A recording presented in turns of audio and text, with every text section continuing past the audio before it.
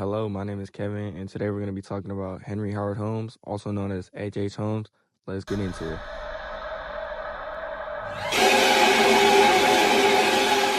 We're going to be diving into Holmes' childhood and how he grew up. Holmes grew up in a troubled home, and his father was physically and emotionally abusive, and his mother was also emotionally abusive due to the fact that she is unemotional towards him and lacked depth in her emotions when talking to her son. And his father would physically abuse him, putting his hands on him, belittle him, and overall just lacking the emotional connection with his son as well. You know, Holmes was really weird as a kid. You know, he was antisocial. Cool binder. Hey, Goop, want to come over to my house today? They all hated me. He was awkward. He was lonely. He was isolated. He didn't know how to make friends or socialize with people. And, you know, at a young age, he was intelligent. In his preteens, he would start to learn about medicine at that age. When he started to learn about medicine, he would then also experiment. What? What did he say? What? On animals at a young age, you know, trapping them and performing crude surgeries on them.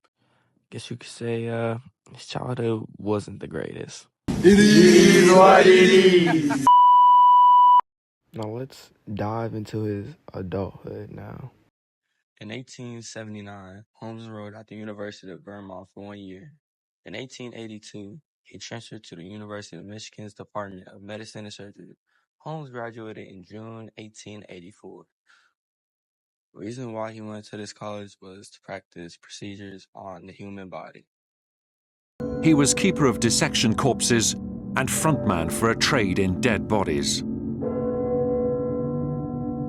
This is real. Let's take a look at this. As you can see, he did some pretty strange things while being in college.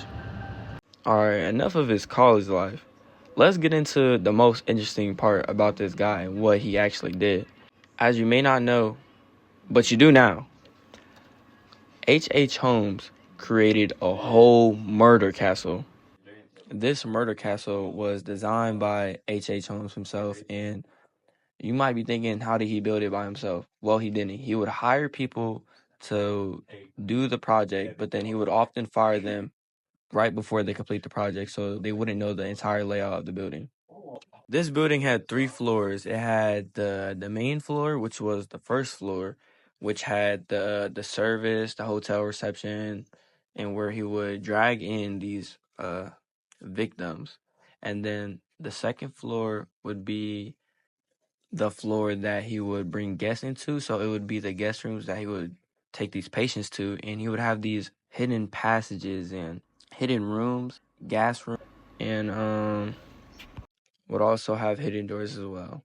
And then for his third floor, it would be his own headquarters and personal offices. And then he had his basement. You know, his basement had dissection tables, acid vats, torture devices, hidden rooms, hidden passages. It was also soundproof, so nobody could hear you from the outside. His basement was used to dispose dead bodies that he would kill, and then he would send the bodies through these trapdoors that he had through floors and stairs and secret passages that he had throughout his murder castle. How did he get people inside his buildings, you may ask? Holmes got people inside his buildings by hotel advertisement.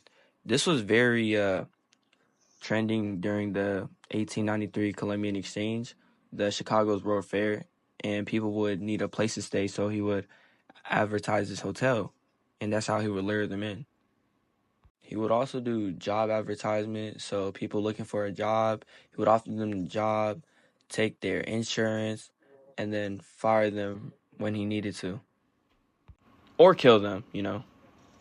Let's talk more about the hidden rooms. You know, he had a soundproof room, which was for his victim, so they wouldn't be heard by the other guests next door. He also had a asphyxiation room And an asphyxiation room is where he could control the oxygen supply and asphyxiate his victims. He had a furnace room located in his basement. This was used for disposing dead bodies of his victims. And he also had a gas chamber room where he would leak gas into the room from a hidden room and then let the victim slowly die from gas. How he would kill his victims were through starvation. He would lock them inside a room and not give them any food. He would also kill them by using poison through food or drinks. And the rooms, of course, also blunt force trauma, or he would hang them. I also want to talk about how H.H. Holmes relates to behavioral psychology. I think the way he grew up as a kid and his upbringing and his environment definitely affected the way his life is now, being not empathetic towards people and having less emotions or lacking emotions towards anybody. And that's why the way he is. And another form of psychology is psychodynamic psychology. And I think his actions were driven by unconscious desires, his childhood trauma, and through impulses. Back to the murder castle. His kill count is over, or at least 200. But he only confessed to about like 27 in the courtroom. Later he then got arrested on November 17th, 1894. What led to his arrest was the disappearance of Benjamin Pitezel. Holmes had taken out a life insurance policy on Benjamin, and then he had disappeared. His wife got concerned and reported him missing. This led a detective named Frank Geyer to do an investigation on Holmes. He then found Holmes guilty of a murder, which led to an arrest where Frank Geyer tracked him down to Boston, where he was at the moment. He was then put through a trial in 1895 in Pennsylvania, Philadelphia. He was found guilty of the death, then was sentenced to death. His execution was on May 6, 1896. Holmes was hanged in the Moyamensing prison in Philadelphia, Pennsylvania. The end.